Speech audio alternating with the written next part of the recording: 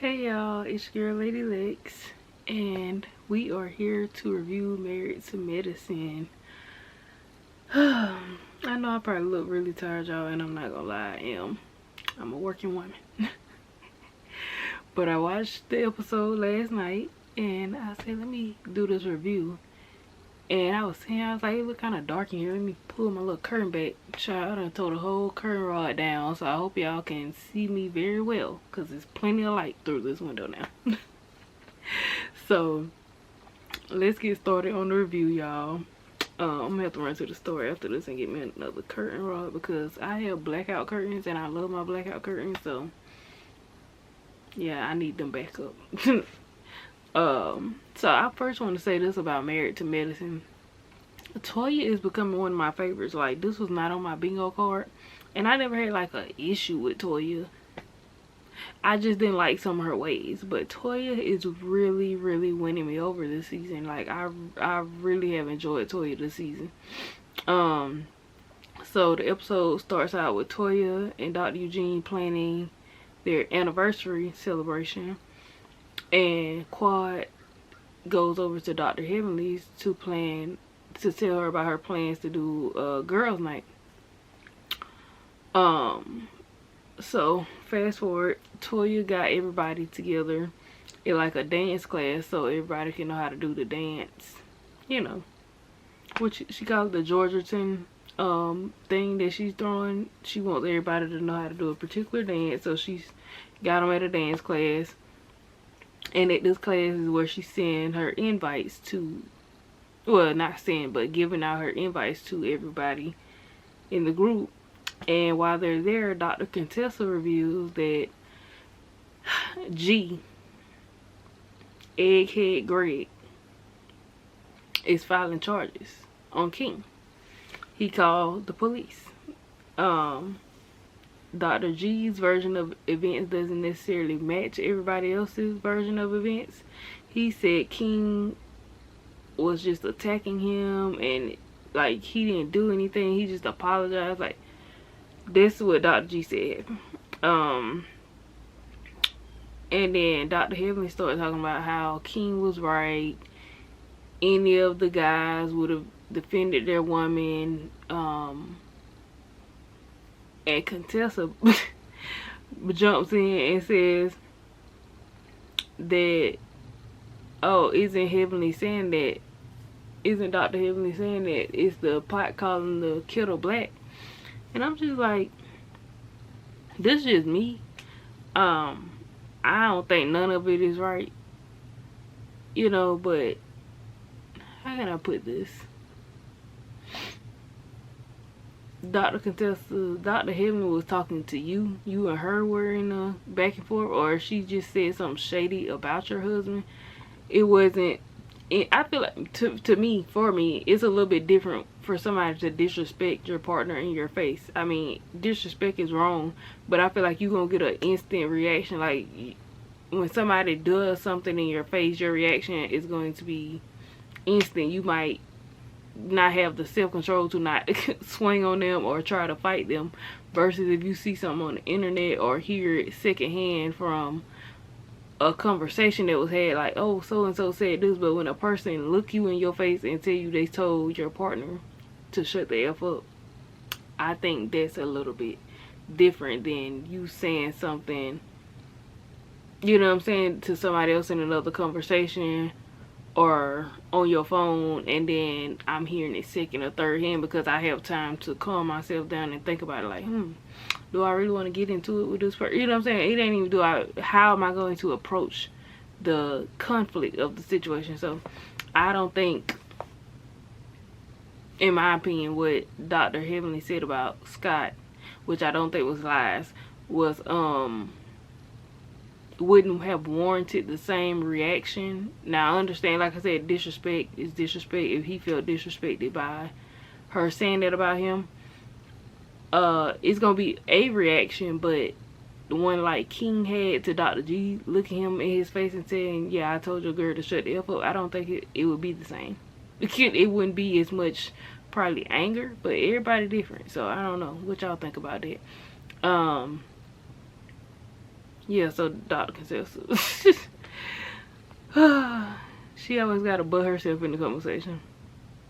I have such a love-hate relationship. I love Dr. Contessa, like, but I don't know. She can be really, I don't know. It's just, she can be kind of annoying sometimes. So, oh, I also wanted to say, all the couples looked really cute doing their little dance. Like, it was so cute seeing them, like, the husbands was so serious, like, they was spinning their wives around. They like, let's get it right, you know what I'm saying? They looked really nice and cute trying to learn the little dances together. So Toya, Dr. Mimi, and Sweet Tea meet up for dinner.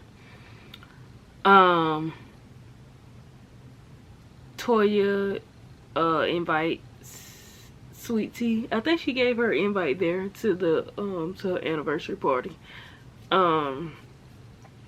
And they wanted to talk about Dr. G, of course, pressing charges. So they started to question Sweet Tea about, like, what's going on. What did he tell the police? What did the police say? Sweet Tea said, that's my business. Toya tells Sweet Tea that everybody has a breaking point and you have lost it before. And Dr. Mimi also chimes in saying how they had to hold her to keep her from, I don't know, running down the beach or whatever was going on with that. So I was like, I feel like they cut a lot of stuff out, because the way Toya and Dr. Mimi was talking, like, they almost had to restrain Sweet Tea on the beach to calm her down. And it's like, you could kind of tell it in a way, the way Phaedra and Dr. Contessa and Dr. Mimi was, like, wrapped around her. It's like, it's one thing to hug somebody or have them, like, in a prayer circle, but it's like they was locked, like, they wasn't trying to let her go, because I guess they knew she was gonna, like, go running again. I could see that. I feel like they definitely cut that out. But Sweet Tea, you went over there for the smoke to fight King. Like, can he fight charges? Because he ran after Dr. G and you ran after him, but your run looked it, girl, you was sprinting. If them people went over there, you was getting to, and I mean, he was gonna get to Dr. G too if ain't nobody was between them. I don't know, Sweet Tea. If you ask me, you and him was the same amount as aggressive. So like they saying, like, why would y'all want to press charges? I don't understand it. Like, I'm sorry, yo. I don't understand the pressing charges of it all. If Dr. G, you wasn't touched, I understand you being scared at the moment, but you was never touched. And if you that scared, just don't go back around to do it no more. Or you could have did a restraining order, but like everybody's saying, like, it just seems like you don't want Quad to be happy. Like, couldn't Quad and King have tried to press charges on Sweet Tea? Like, I don't know, you know what I'm saying? It's like, but you just trying to mess up what she got going on. Like, you don't want her to enjoy her life, you know what I'm saying? Like, you want her dude off the show. That's crazy, because you was running your mouth. Dr. G, you was talking too much. How you gonna look at another man and tell him, yeah, I told your woman shut the F up, and think everything gonna be all cool after that? Like, oh, he ain't gonna say nothing. Like, he wasn't thinking like that. Like, he wanted to play in that man's face. I don't care what some of y'all think. He was trying to play in King's face, and King wasn't going for it. Like, it made that boy snap. Like, King wasn't having it. Dr. G, I feel like he's used to playing in people's face, because I guess nobody ever actually came at him. But I bet he won't play with King no more.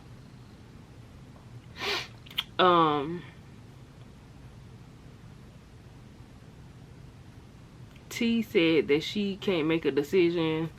Toya was basically asking her, like, do you want me to try to make sure that you in the friend group? You know what I'm saying? Like, do you want me to fight for you in this friend group? And she was like, well, I can't make a decision, and blah, blah, blah. And then Toya said in her confession, like, what kind of woman, I guess, can't make a decision for herself without her husband? Like, that was the gist of it. I can't remember the exact words she used. But my thing with Sweet Tea is, did y'all already see this with Quad? Like, Quad just was not going for that with Dr. G. Quad would have been just like Sweet Tea if she just would have laid down and just did whatever Dr. G said, went by however he wanted to do things. But Quad just wasn't that type of person. She like got her own mind, she got her own mindset. Like, she just not, you know what I'm saying? And that's why it's hard for an abuser to break women like that. Like, they try. It's weird. Abusers try to find these strong-willed women, these women that are just themselves, just freely themselves, confident, and just go-getter, like boss type women. They go after these women to try to break them down to someone that they can control, and someone that they're just a shell of themselves. Like, and unfortunately, Sweet Tea being that much younger than him, that probably plays. That's why y'all don't really be seeing and peeping game that some of these like abusive men be doing. No man they got any business with somebody that's over 20 something years younger than them, and women either. Like, it's just weird to me. Why would, the only reason I could see somebody want to be with somebody that much younger than them is to control them, or to have some level of power. Like, you feel more powerful because you're older than them, or you feel like, oh, I'm older, so they're gonna listen to me, or they gonna, you know what I'm saying, they gonna follow my lead. I would not want to be like, the most I can do is give or take 5 years, and it's probably gonna be 5 years in the upward direction, like 5 years older. I don't want nobody 5 years younger than me. I still look at you like you a kid. You know what I'm saying? Like, So I don't see how somebody could be pushing 60 wanting to deal with a third. Like, y'all can't even relate about the same type of things. Like, it's too big of an age gap.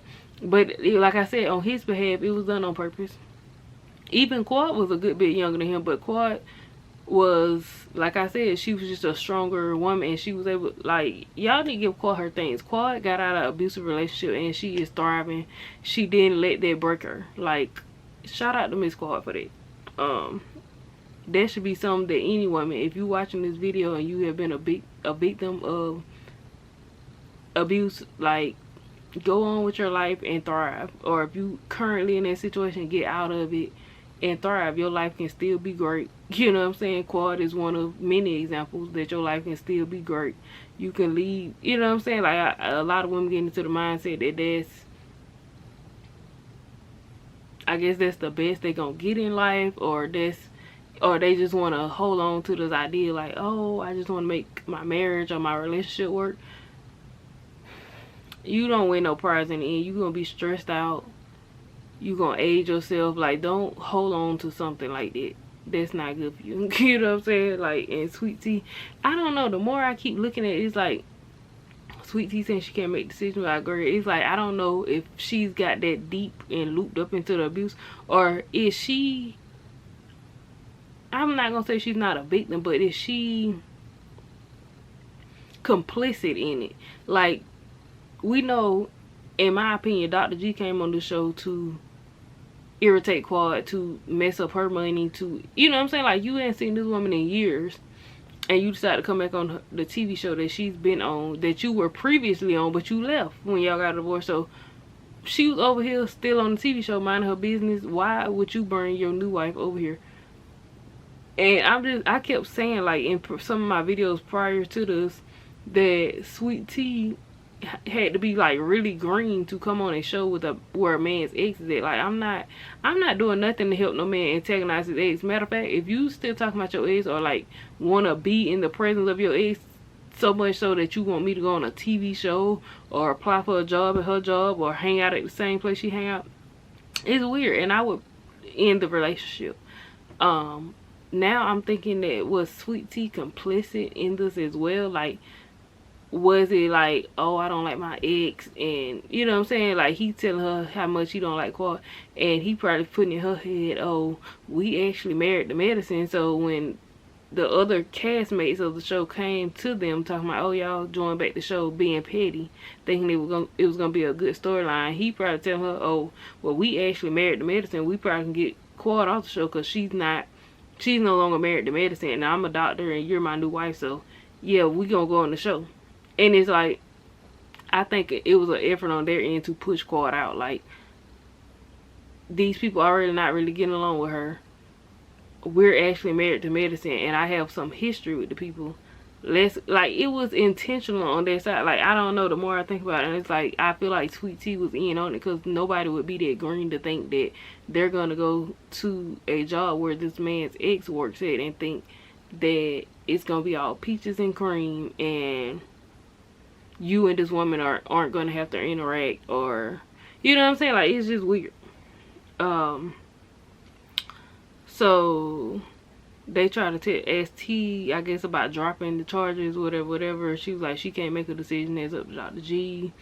Dr. G talks to the guys. He goes over to Dr. Scott's house to talk to him and Dr. Eugene. He showed him his song. I just want to say this. Dr. G is truly turning into Ike Turner. He's getting into his Ike Turner persona. He's making songs now. He thought he had, well, he's trying to do a replacement Anime Bullock, aka Tina Turner. Quad was supposed to be Tina Turner, but Quad actually is Tina Turner because Quad got away. You know what I'm saying? I don't know, in real life Tina Turner got away. Anime Bullock got away. She moved overseas. She found her a good man that loved her. I don't know if y'all know. Didn't he give her a kidney or something? Like, Tina Turner's new husband, like, I think he gave her a kidney or something at some point in her life. She was sick, and he gave her one of his kidneys. It was a body organ. It had to be a kidney. Like, that man loved her. He loved her. Like, she found a real one. She went through all that with Ike, and she found her a good man that loved her so much that he gave her an organ. Do you know how much somebody gotta love you to do that? You know what I'm saying? Like, I don't know. So yeah, so now Sweet Tea is the replacement Anime Bullock, aka Tina Turner. So now we're gonna see if she's going to stay, because we know Tina Turner never stayed. She finally got the strength to leave Ike. So I don't know. Sweet Tea, I don't know. That girl mine is, she may stay. I don't know. She don't know. Child. This is sad to watch. But yeah, I'm just more on the fence now. Like, I was like, oh, Sweet Tea's a victim. She probably don't realize what's going on. But now I'm like, what's Sweet Tea? I mean, she's a victim of DV. Like, you know what I'm saying?